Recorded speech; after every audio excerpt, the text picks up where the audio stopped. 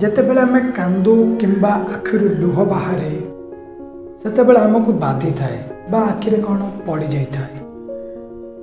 ଆମେ ଖୁସିରେ କାନ୍ଦିଥାଉ, ନହେଲେ ଦୁଃଖରେ ବି କାନ୍ଦିଥାଉ।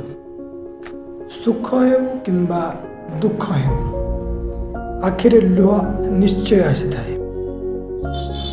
ଆମେ କାନ୍ଦିଲେ ବା ଆମ ଆଖିରେ ଲୁହ ଆସିଲା ପରେ ଆମ ଆଖି ବହୁତ ସୁନ୍ଦର ଦିଶିଥାଏ। ଚାଣକ୍ୟ କହିଥିଲେ ଯେ ଆମେ ତ ପ୍ରତିଦିନ ବହୁତ ଖୁସିରେ ରହିଥାନ୍ତି। ଏମିତି କିଛି ଦିନ ଯାହା ଆମେ ନିଜ ଇଚ୍ଛାରେ କାନ୍ଦିଛନ୍ତି,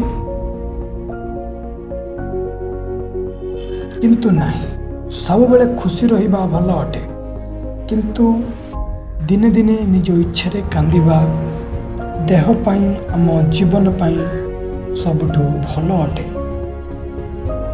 ଆଖିରେ ଲୁହ ଆସିବା ଦ୍ୱାରା ଆମ ଆଖି ବହୁତ ସୁନ୍ଦର, ଉଜ୍ଜଳ ହୋଇଥାଏ ଓ ଆମ ଜୀବନ ପାଇଁ ମଧ୍ୟ ବହୁତ ଲାଭଦାୟକ ହୋଇଥାଏ।